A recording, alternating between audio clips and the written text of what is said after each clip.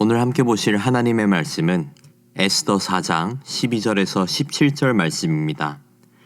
그가 에스더의 말을 모르드게에게 전하매 모르드게가 그를 시켜 에스더에게 회답하되 너는 왕궁에 있으니 모든 유다인 중에 홀로 목숨을 건지리라 생각하지 말라. 이때에 네가 만일 잠잠하여 말이 없으면 유다인은 다른 데로 말미암아 노임과 구원을 얻으려니와 너와 내 아버지 집은 멸망하리라. 내가 왕후의 자리를 얻은 것이 이 때를 위함이 아닌지 누가 알겠느냐 하니 에스더가 모르드게에게 회답하여 이르되 당신은 가서 수산에 있는 유다인을 다 모으고 나를 위하여 금식하되 밤낮 3일을 먹지도 말고 마시지도 마소서. 나도 나의 시녀와 더불어 이렇게 금식한 후에 규례를 어기고 왕에게 나아가리니 죽으면 죽으리이다 하니라. 모르드게가 가서 에스더가 명령한 대로 다 행하니라. 하만은 조서를 내려서 페르시아에 있는 유다 백성을 모두 죽이려 했습니다. 곧 있으면 하만이 내세운 조서를 통해 유다 백성은 다 죽게 될 상황이었습니다. 상황이 위급한 만큼 모르드게는 에스더에게 이 사실을 아하수에로 왕에게 알리라고 말했습니다. 이제는 에스더가 왕에게 부탁하는 방법밖에 남지 않았던 것입니다. 하지만 여기서 에스더는 주저합니다. 왜냐하면 왕 앞으로 나아가는 것은 위험 부담이 있기 때문입니다. 자칫 잘못했다간 에스더 자신도 죽을 수 있었기 때문입니다. 왕이 불쾌함을 느끼거나 위협을 느끼거나 기분이 나빴다는 이유로 얼마든지 에스더를 내칠 수 있었기 때문입니다. 그렇게 에스더는 자신의 안위를 생각하고 있었을 때에 모르드게는 네가 왕후라고 너 혼자 살 것처럼 생각하지 말라라고 한 것입니다. 13절 말씀입니다. 모르드게가 그를 시켜 에스더에게 회답하되 너는 왕궁에 있으니 모든 유다인 중에 홀로 목숨을 건지리라 생각하지 말라.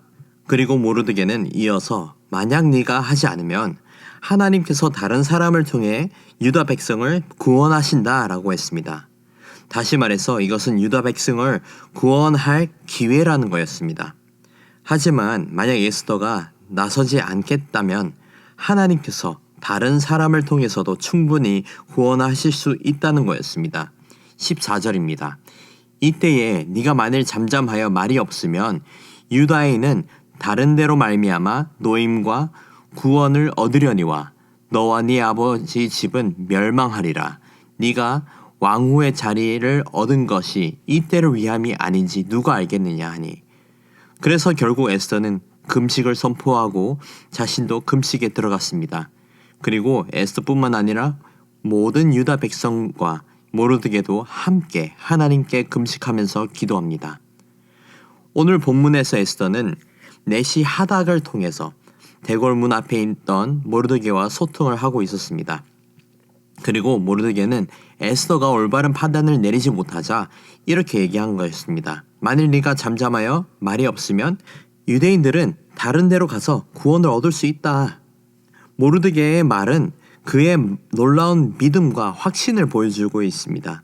그리고 이 말은 에스더가 유다 민족 곧 하나님의 나라를 위한 사명을 다하지 못한다면 그 끝은 멸망밖에 없다고 한 것입니다. 그래서 모르드게는 에스더에게 그녀가 왕후가 되게 하신 이유가 이런 때를 위함이 아닌지 누가 알겠느냐 이렇게 말을 한 것입니다. 여기서 우리가 알 수 있는 것은 모르드게는 이스라엘 민족을 향하신 하나님의 섭리를 믿고 있었고 그 가운데서 최선을 다했다는 것입니다. 그럴 수 있지만 그러지 않을 수 있다라는 아니란 생각을 하는 것이 아니라 이스라엘 백성을 향하신 하나님의 섭리가 있다라고 믿었던 것입니다. 모르드게가 처음에 권면했을 때에 에스더의 망설임이 있었습니다. 하지만 그는 하나님의 주권적 섭리를 믿었기 때문에 다시 한번 에스더에게 권면할 수 있었습니다. 그제서야 에스더는 15절 16절에서 모르드게가 하는 말을 받아들이고 회답합니다. 15절 16절입니다. 에스더가 모르드게에게 회답하여 이르되 당신은 가서 수산에 있는 유다인을 다 모으고 나를 위하여 금식하되 밤낮 3일을 먹지도 말고 마시지도 마소서. 나도 나의 시녀와 더불어 이렇게 금식한 후에 규례를 어기고 왕에게 나아가리니 죽으면 죽으리이다 하니라. 에스더는 모르드게의 권면을 받아들였고 모르드게와 모든 유다 백성들에게 3일 동안 금식해 주기를 요청했습니다. 에스더는 자신도 시녀들과 함께 그렇게 하고 나서 왕에게 나아가겠다고 결심을 했습니다. 에스더의 결단은 우리가 상상하는 것보다 대단한 결단이었습니다. 왕의 명의 없이 왕에게 나아가는 것은 엄연히 불법이었습니다. 에스더는 이런 국법을 어기면서 규례를 어기면서 왕에게 나아가겠다고 결단을 내렸던 것입니다. 하지만 이렇게 하려면 에스더는 간절히 필요한 것이 있었습니다. 그것은 바로 모두가 함께 에스더를 위해, 이 상황을 위해 간절한 마음으로 기도해 주는 거였습니다. 금식 기도만큼 우리의 간절함을 표현하는 방법은 없었습니다. 에스더도 이제는 믿음으로 왕의 앞으로 나가기로 다짐을 했지만 최대한 받을 수 있는 지원을 다 받아야 했습니다. 마태복음 17장 20절에서도 예수님께서 귀신 들린 아이를 고치시면서 제자들에게 가르치시기로는 영적 싸움은 금식과 기도를 요구한다라고 했습니다. 마태복음 17장 20절 읽어드리겠습니다. 이르시되 너희 믿음이 작은 까닭이니라. 진실로 너희에게 이르노니 만일 너희에게 믿음이 겨자씨 한 알만큼만 있어도 이 산을 명하여 여기서 저기로 옮겨지라 하면 옮겨질 것이요 또 너희가 못할 것이 없으리라. 그렇게 금식과 기도로 준비한 에스더는 16절에서 고백한 것처럼 죽으면 죽으리이다 라는 심정으로 왕에게 나가기로 했습니다. 다시 말해서 목숨을 희생해서라도 하나님의 뜻에 순종하겠다는 믿음의 선포를 한 것입니다. 오늘 말씀을 통해 깨닫게 되는 4가지 교훈들이 있습니다. 먼저 사람은 누구나 약하지만 하나님은 연약한 자를 들어 쓰십니다.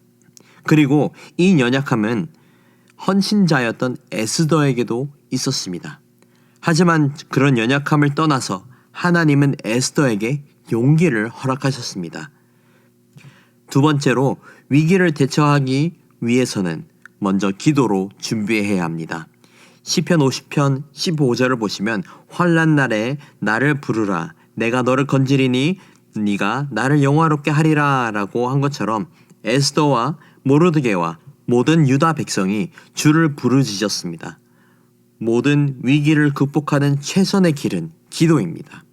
세 번째로 사람의 최선은 하나님께서 보여주시는 길입니다.